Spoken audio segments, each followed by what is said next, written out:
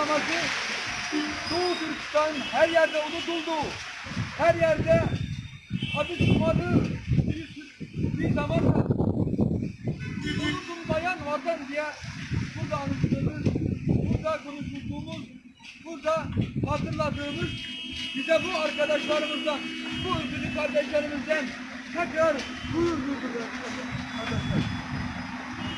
Muhterem kardeşlerim, şu an bugün Doğu Türkistan'da, Doğu Türkistan dünyanın hiçbir yerinde olmamış, hiçbir yerinde görülmemiş bir vahşetle, bir soykırımla, bir zulümle karşılaştık arkadaşlar.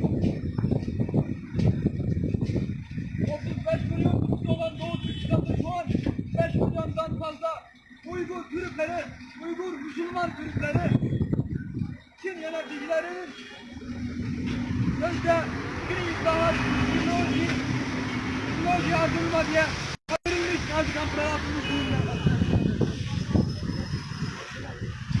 Erkekleri, babaları, kardeşleri, Nazi kampları atılan Uygur evlerinde şu an Çinli göçmen erkekler yerleştirilerek Çin kardeşlik bölgesi Uygur. Bu hangi bir Müslümanın, hangi bir Türk'ün kabul edebileceği bir durum arkadaşlar.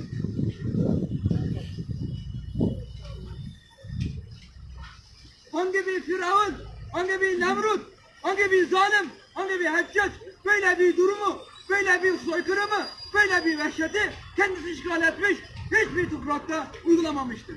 Şu anki Firavun devletlerde, kendisi işgal etmiş devletlerde onları öldürüyor, en er yapıyor, öldürüyor. Ama onların namusunu, onların iktidarını kirletmiyor.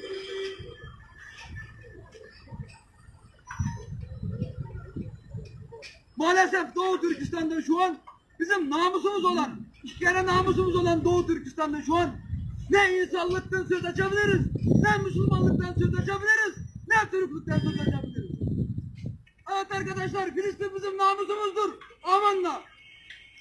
Ama Doğu Türkistan bizim iki kere namusumuzdur. Allah Teala ne diyor? İnnemel mu'minûne ihve diyor. Ve burada Müslümanlar kardeştir diye bizim bir kere namusumuz Allah Teala bizim sorumluluğumuza yüklüyor. Ama yine yüklüyor ki Allah Teala ne diyor? İnnallâhe ya'muru bil adli vel ihsani ve itâi zil kurban diyor. Adaleti, ihsani, akrabalara bakmayı emrediyor. Buradan yine bir tane namusumuzu bize yüklüyor. Onlar Müslümandır arkadaşlar. Onlar Türkler arkadaşlar.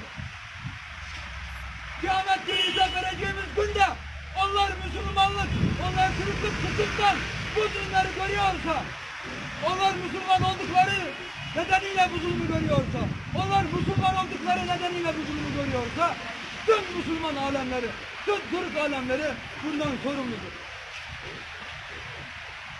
Çünkü arkadaşlar, onların hiçbir suçu yoktu. Tek suçu Müslüman olmak, tek suçu bizim gibi Türk olmaktır. Ve Türk gibi yaşamaktır. Maalesef zalim Çin yönetimi bunu izin veremektedir ve zalimlerce, vahşilerce katledilerek, onların namusunu kirleterek, onların dinini Nazi kampı diye adlandırılan hapislerde biterek yok etme durumları. İnşallah inanıyoruz ki bu Türk milleti, Türk devleti var oldukça Allah sonuna kadar bu Türk milletimizi, Türk devletimizi var eylesin, dik eylesin inşallah. Var oldukça bu Doğu Türkistan davasına sahip çıkacaktır. Çünkü bu Türk milleti, Türk devleti Osmanlı zamanında Parislerden kaçmış olan, Parislerden zulüm gören Yahudilere, ırkına bakmadan, milletine bakmadan sahip çıkmış bir onurlu milletler arkadaşlar. Tabii ki rahmetli başkanımız Alparslan Türkeş'in dediği gibi her Türk'ün yaşadığı yer bizim ilgi alanımız arkadaşlar. Tabii ki Doğu Türkistan Türk yurdudur. Bizim ilgi alanımızdır. Bizim kendi topraklarımızdır. Ata yurdumuz.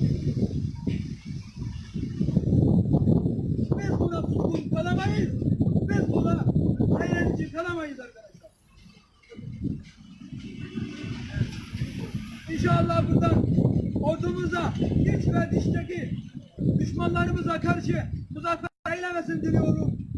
Allah Türk devletimizi, Türk milletimizi eylesin inşallah, düşmanlarına karşı muzaffer eylesin.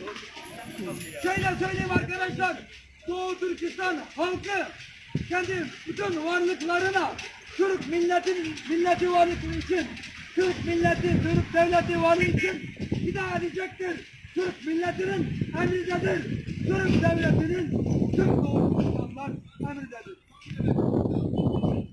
Bizim amacımız oradaki Doğu Türkistan'ı kurtarmak, buradaki Türk devletimizi korumaktır arkadaşlar. Biz Doğu Türkistanların amacı budur. Bundan başkası değildir.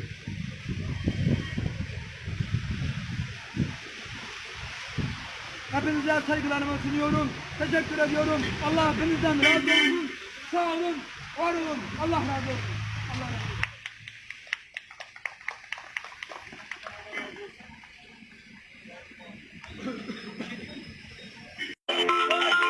Müslüman, Türkistan'a sahip çık.